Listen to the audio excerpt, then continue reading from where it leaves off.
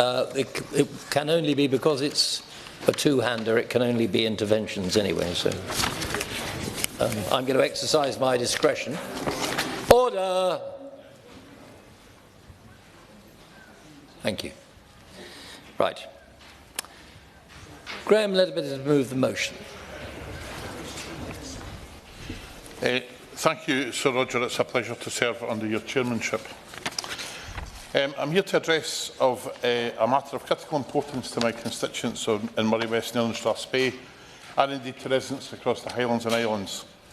The vital need for a Highland energy rebate. In doing so, I pay tribute first of all to my predecessor, Drew Hendry, who has played a leading role in the campaign, and to my current SNP colleague and member for Argyll and Bute, who has been involved in the campaign since its inception. Our region's unique energy challenges are met by the Highland energy rebate with a solution that is as equitable as it is necessary.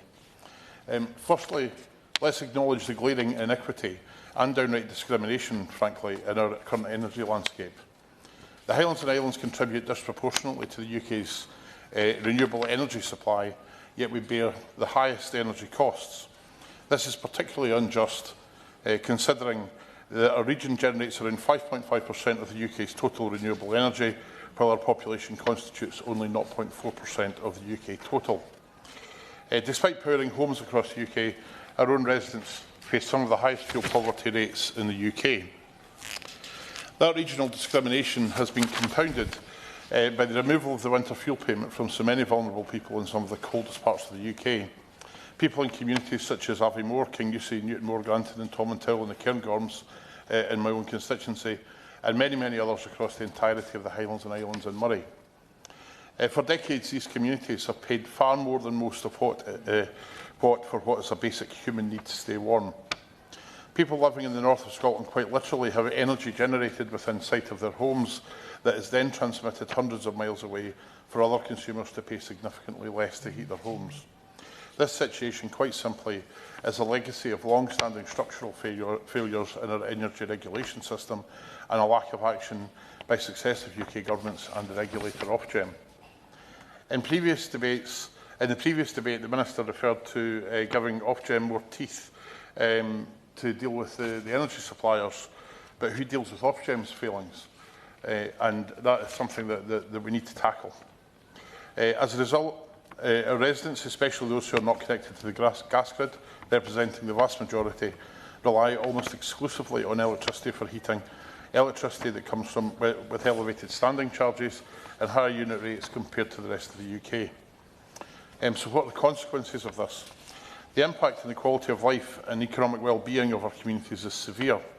Recent data from the Highlands and Islands Housing Association's Affordable Warmth Group reveals that households in our region pay around 40% more than the UK average for energy. To highlight the disparity further, daily standing charges for electricity in Northern Scotland currently stand at 61.98 pence, compared to 41.59 pence in London. This, coupled with higher per unit rates, translates to energy bills that burden our residents and, for many, make basic heating a struggle to afford. Yep. Thank you for bringing this forward. I recall the two members they referred to, former colleagues, and the campaigns that they had.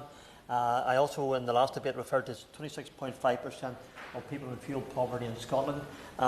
Does the Honourable Gentleman see a methodology being based upon temperatures, or does he, to help for the energy rebate, or does he base that upon the cost, which is higher for fuel, where the Honourable Gentleman is referring to? Thank you for that. Yeah, I think the basic issue, I think, relates to the regional inequity, and that's to do with the regulation of the system and the regulation of how distribution charges are applied, how basic unit prices are charged, and that is just generally much higher. So it's more than just a temperature issue, it's about the whole structure of the energy system. Fuel poverty rates in our region are stark. 39.8% of households in the Highlands and Sheer, 32.9% in the Highlands, and 31.6% in Moray experience fuel poverty.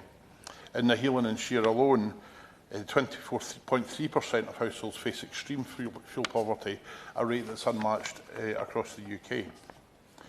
The Highland Energy Rebate represents a fair solution. It is an actionable, just and necessary response to these challenges. This rebate would provide essential financial relief to those burdened by the high cost of energy. Such a measure would help alleviate the financial pressure on families and individuals who are already enduring the highest levels of fuel poverty in the UK. Beyond the immediate household impact, this rebate would boost the local economy and reinforce the economic stability of the Highlands and Islands. By lessening the financial burden of energy costs, we can empower residents, enabling greater participation in our communities and stimulating local economic activity. What can we learn from existing frameworks? Critics may argue that implementing such a rebate is complex or costly, but let me be blunt. People who live in fuel poverty and face the choice of heating or eating on a day-to-day basis have a day-to-day existence that is also complex and costly. But similar rebate frameworks already exist in various countries across Europe, Norway, Denmark, for example, but also here in the UK. The Hydro Benefit Replacement Scheme was well-intentioned, but it fell short of supporting our vulnerable consumers adequately. A BEIS review in 2022 noted that the scheme, quotes, does not provide an efficient or effective way of supporting vulnerable consumers. Given the additional £49 million paid by Highlands and Islands energy consumers over the past few years, our communities cannot afford continued shortfalls in targeted support. We deserve a scheme that is equitable, modern and regionally tailored. The recent proposed £10,000 for a 10-year household energy rebate for those living near new energy infrastructure underlines the precedent for providing regional support. The Highland Energy Rebate takes us a step further, applying it to areas where renewable energy infrastructure already exists and supports the nation. In conclusion, Chair, this is a matter of fairness, equity and regional support. The Highlands and Islands play a pivotal role in the UK's clean energy production, yet we bear the highest costs. The Highland Energy Rebate acknowledges the contributions of our communities and ensures they share in the benefits of the energy they help create. I urge everyone here today to support this campaign for a fairer energy system and for economic justice for the Highlands and Islands. And I hope the Minister will be able to take this opportunity to provide an assurance that the new government will take this matter seriously and act quickly to address these inequalities in our energy system and lift people out of fuel poverty. Thank you. Sir Roger, and can I thank the honourable member for Moray West Nairn and Strathspey for raising this incredibly important debate. He also has the pleasure of representing one of the most beautiful parts of Scotland, which I often enjoy going on holiday to, and so it's great to be here discussing this issue today. It's a long-standing issue, and I know he mentioned previous members of the House who have raised this issue before, and it is an issue across the Highlands and Islands in Scotland. I think I want to start, though, by saying that the context of this discussion is important because, of course, energy bills are too high for too many people right across the country, not just in the Highlands and Islands. And this government has made it very clear from the outset that we want to put in place an energy system that delivers lower bills permanently, that removes some of the price spikes that all of our constituents have faced over the past few years, including in the Highlands and Islands, and to speed up that transition away towards homegrown clean energy. And he made the point, and others have today, about the important role that the north of Scotland plays in delivering much of that clean energy at the moment. And so I come back to a conversation that we have had in this place a number of times, and that I've recruited an honourable friend to help me with in the previous debate today around community benefits. And I think there is much more we need to do to look at those communities that are hosting this nationally important energy infrastructure and the network infrastructure that goes with it to get the power to where it is across the country, that they should feel benefits from that in their bills and in their local community. So we are looking at that at the very moment. The other point we've made, of course, is that the creation of Great British Energy, which is the first publicly owned energy company in 70 years in this country, is about harnessing that clean energy and investing in communities. Of course, it's going to be headquartered in Scotland. And I know that the honourable gentleman and his colleagues in the SNP didn't support that bill, but I hope in time they will see the benefit of Great British Energy delivering more cheaper energy right across the UK, which of course will bring down bills for everyone, wherever they are. But he made the point, and I think it's important, around locational pricing. And of course, if we were to design an energy system from scratch, we wouldn't design it in the way that we have at the moment. It's the legacy of more than a century of electricity across this country being built in different places and at different times in different ways. But our ambition is to deliver a lower-cost, renewables-based energy system. And so we are looking at what reforms to the energy market will look like to enable electricity prices to better reflect local conditions. This could, of course, have a significant impact on communities like the one that the honourable gentleman represents, recognising that where energy generation is should have some relationship to the pricing that people have. There are potential reforms on the table. The previous government started this consultation. We've picked it up now. Those options many honourable members will be aware of, but they include the possibility, of course, of zonal pricing.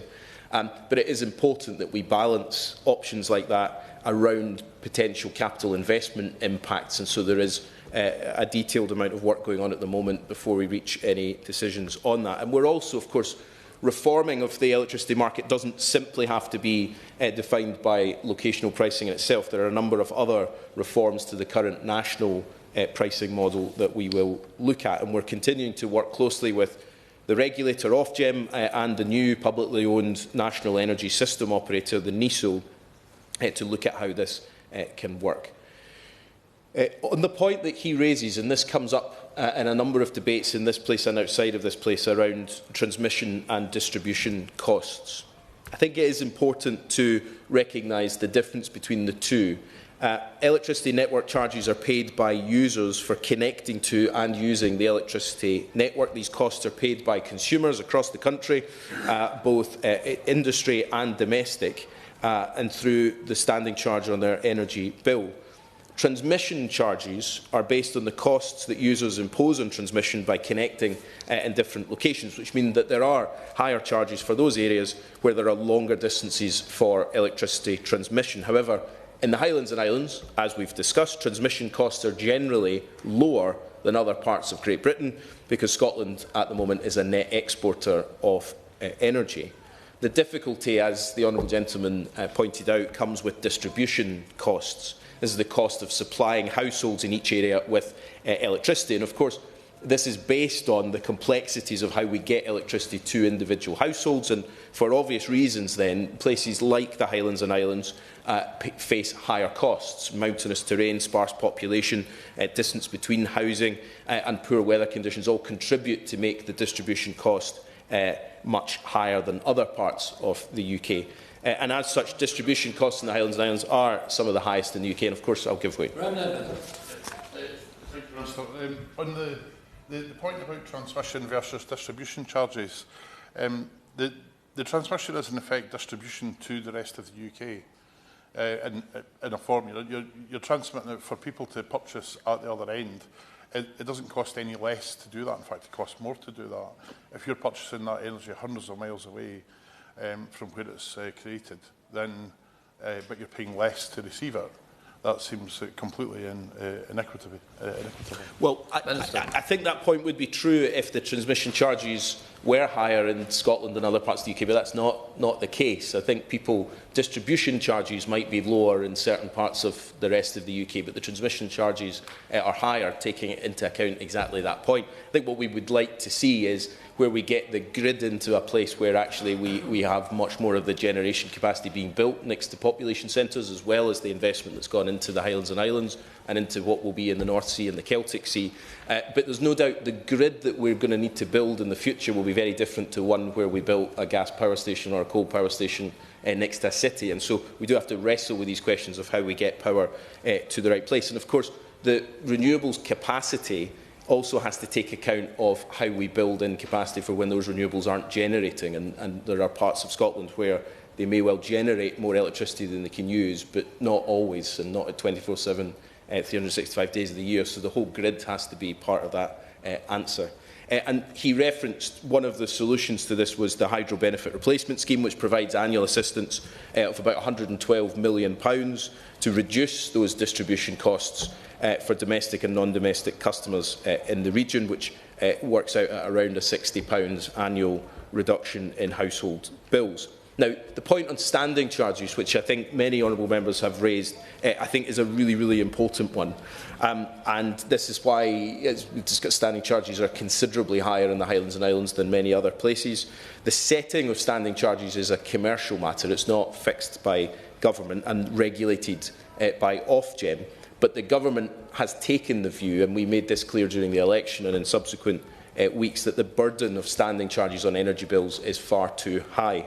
And so we've had a number of conversations with Ofgem and others, also around this question of the amount of variance between standing charges across the UK. We're committed to lowering standing charges overall, and we've been working constructively with Ofgem on this. And in August, they published a discussion paper addressing many of the issues on standing charges, which sets out the options for how we can reduce standing charges, including moving some of the supplier operational costs off the standing charge onto the unit rate, which of course will rebalance some of the issues that he raises today, but also increasing the variety of tariffs that are available to consumers in the market, and in the longer term, reviewing how system costs are allocated. This will affect consumers in many different ways, of course, but in the meantime, we want to work with Ofgem on any practical steps we can do to reduce standing charges as much as possible. We've had a debate before this one on the wider questions around fuel poverty, so I won't go over many of those points again, but I do want to just make the point around many of the fuel poverty aspects are devolved to the Scottish Government, which in the autumn budget last year received one of the biggest settlements since devolution, or in fact the biggest settlement since devolution. And also, we announced £1 billion through the Warm Home Discount, which provides an annual £150 rebate off bills for low-income households. That has a Barnett impact, and therefore there is money to the Scottish Government to invest, if they so wish, in that question. The Household Support Fund is an England-only scheme providing support for those most in need, but it's of course for the devolved governments to decide how they want to allocate the additional funding, and the Scottish Government hasn't implemented a like-for-like scheme to the Household Support Fund, but they have got a wide range of support for households in response to the cost of living crisis. On this specific question around fuel poverty, I want to, and we had a very good debate just before this one. The government's committed to tackling fuel poverty. It's devolved in Scotland, but I think this is one of a many number of questions around how we bring down costs for all consumers right across the UK. We are committed in our Clean Power by 2030 plan to deliver what it will be cheaper energy. That was confirmed by the NESO this week. It will require a huge amount of effort, but as part of that, we are committed to looking at the review of energy market arrangements as well. So this is a complex issue with a number of different layers to it. I thank the honourable gentleman for raising this debate again. The challenge of how we lower bills for all is part of the energy trilemma that we're facing around how we demonstrate climate leadership, improve our energy security and lower bills in the long term. But it's one that we are tackling head-on, and it's why we are determined as a government to make sure that for all households across the country we can do what we can to lower bills in the Highlands and Islands and right across the UK. The question is that this House has considered the potential merits of energy rebates for the Highlands and Islands. As many of that opinion say aye. Aye. Contrary, no. Ayes have it. Order, order. Sitting suspended until 4:30.